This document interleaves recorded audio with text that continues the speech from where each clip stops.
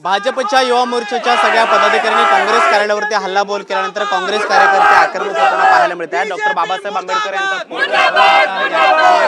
जी काही घोषणाबाजी आहे ती काँग्रेस कार्यकर्त्यांकडून दिली जाते। भाजप सरकारच्या विरोधामध्ये प्रामुख्याने घोषणा ज्या आहेत त्या दिल्या जात आहेत आणि या भ्याड हल्ल्याचा आम्ही निषेध करतोय अशा पद्धतीच्या घोषणा ज्या आहेत त्या सुद्धा काँग्रेस कार्यालयाकडून या काँग्रेस कार्यालयाच्या बाहेर काँग्रेस कार्यकर्त्यांकडून दिल्या जात आहेत। जी काही तोडफोड झाली, जी काही शाईफेक झाली, त्यानंतर इथे तेवढे कार्यकर्ते काँग्रेसचे नव्हते, मात्र आतमध्ये असणाऱ्या ज्या काही महिला होत्या त्या सगळ्या महिला ज्या आहेत त्या सुद्धा बाहेर पडलेल्या होत्या। मात्र जो काही हल्ला झाला त्यानंतर आता काँग्रेस कार्यालयाच्या बाहेर काँग्रेसच्या कार्यकर्त्यांकडून निदर्शनं जी आहेत ती सुरू झालेली आहेत।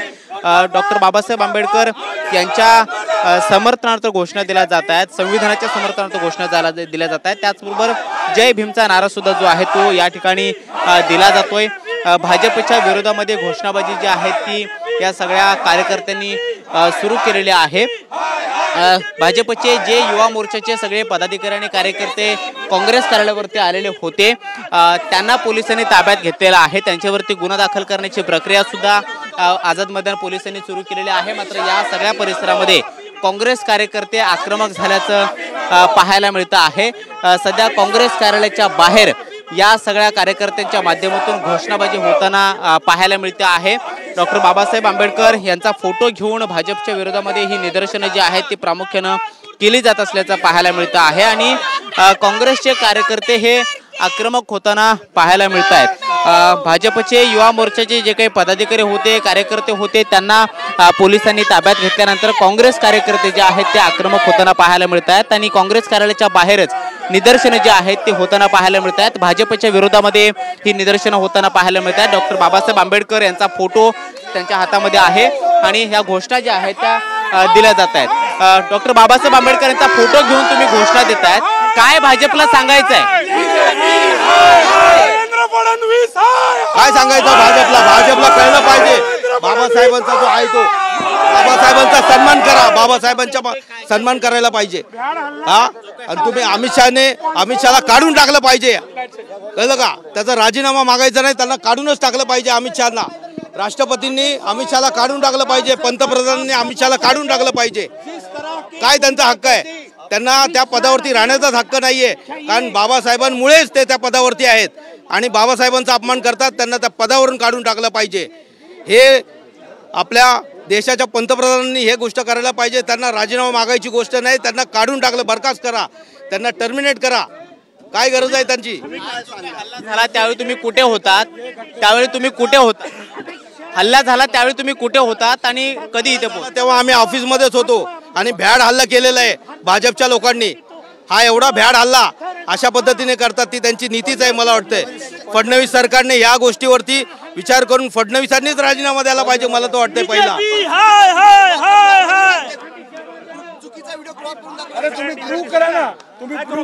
काय क्रॉप केलंय? संसदेमध्ये सगळे दिसते, 500 लोकांच्या समोर पार्लमेंटचा व्हिडिओ आहे। काय बोलताय बाबासाहेबांबद्दल? आम्ही कसं क्रॉप करणार? तुम्ही जे बोललात ते बोललात, तुम्ही बोलल्यावर पण पलटी मारता तुम्हाला आणि समोरच्यांच्या प्रश्नांना उत्तरं देता येत नाही म्हणून त्यांच्या कार्यालयावर हल्ला करता, जिथे महिला कर्मचारी आहेत, महिला कार्यकर्ते आहेत।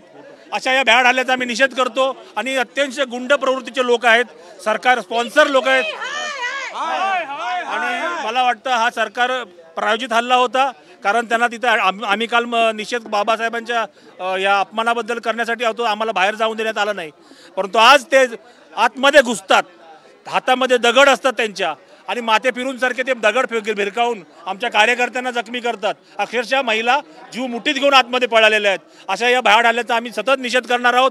तुम्हाला लोकशाहीमध्ये काय विरोधी पक्ष नको आहे का? विरोधी पक्षाने आवाज दाबण्याचा प्रयत्न करतात, परंतु आमचा आवाज दाबणार नाही।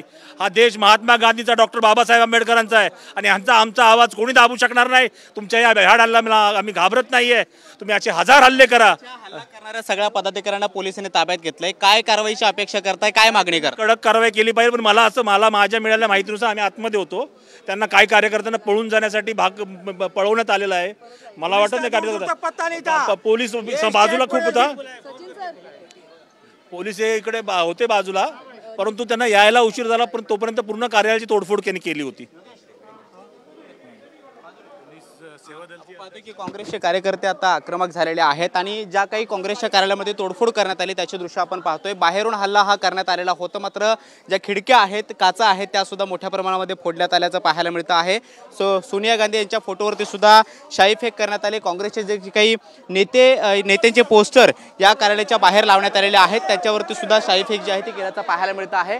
मोठ्या प्रमाणामध्ये पोस्टर आणि नेत्यांचे फोटो या कार्यालयाच्या बाहेर लावण्यात आलेले होते आणि ते सुद्धा तोडफोड करण्याचा प्रयत्न करण्यात आलेला आहे. वर्षा गायकवाड यांचं पोस्टर जे बाहेर होतं ते सुद्धा या सगळ्या कार्यकर्त्यांनी फाडून फेकण्याचा प्रयत्न केला. इथे हे वर्षा गायकवाड यांचं पोस्टर होतं आणि आतमध्ये आपण पाहतो की अगदी आतली दृश्य जर बघायची झाली तर मुख्य दरवाजा जो आहे त्या दरवाजावरची जी काच आहे ती सुद्धा पूर्णपणे दगडफेक करून फोडण्यात आलेली आहे आणि आतली दृश्य आपण पाहतो की खुर्च्या सुद्धा मोठ्या प्रमाणात फोडण्याचा प्रयत्न केला. त्याचबरोबर अगदी केबिन मधलं जे पहिलं मुख्य कार्यालयामध्ये प्रवेश केल्यानंतर डावीकडे जे काही केबिन आहे त्या केबिनच्या आतमध्ये सुद्धा दगडफेक मोठ्या प्रमाणामध्ये करण्यात आलेली होती आणि ती सुद्धा काच जी आहे ती खिडकीची ती सुद्धा फोडण्यात आलेली होती.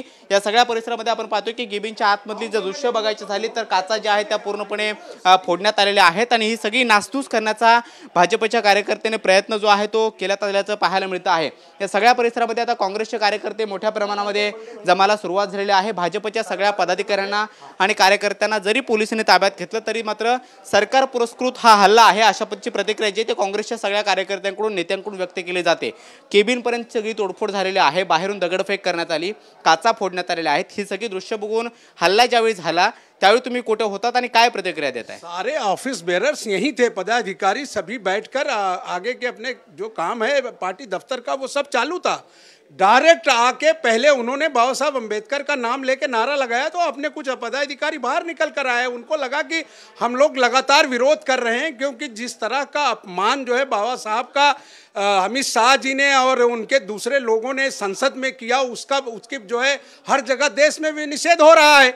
यहाँ इस तरह की गुंडागर्दी राजनीतिक तौर पर ये पहली बार हुआ. कभी इस तरह से किसी के राजनीतिक कार्यालय में जाके दादागिरी करना, लेडीज को परेशान करना, दफ्तर तोड़ना, इस तरह की घटनाएं कभी नहीं हुई. जिस तरह की घटना आज इस राज्य सरकार के है, प्रशासन की जवाबदारी बनती है कि 10 मिनट की दूरी पर क्या 2 मिनट की दूरी पर पुलिस स्टेशन, इतने सारे लोग, सैकड़ों लोग अंदर आ जाते हैं. यहाँ किस तरह से संभव हुआ? क्योंकि ये सारा बिल्कुल प्लान करके जब इस तरह की कोशिशें की गई, मैं उसका निषेध करता हूं और मांग करता हूं राज्य सरकार से, केंद्र सरकार से कि वो जवाबदारी लेके उनके ऊपर कार्रवाई करें और कार्रवाई के अलावा जिस तरह का ये सब नुकसान और हुआ है ये सब वो भर कर दें. आपण पाहतो की पुन्हा एकदा या केबिनची दृश्य जर पाठीमागच्या बाजूने पाहायचं झालं तर बाहेरच्या बाजूने जे काही दगडफेक करण्यात आलेली होती त्यामुळे काचा ज्या आहेत त्या पूर्णपणे फुटण्यात आल्याचं पाहायला मिळतं आहे.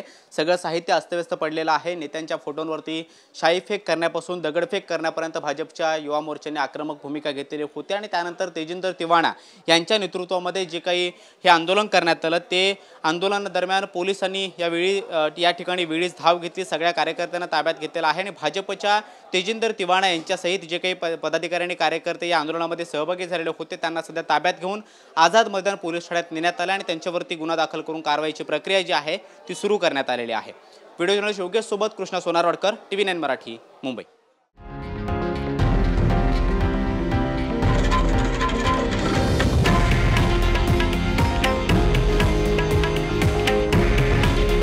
हे आहे देशातील नंबर 1 न्यूज नेटवर्क आणि आपण पाहत आहात TV9 मराठी. काळजी तुमची, हित महाराष्ट्राचं.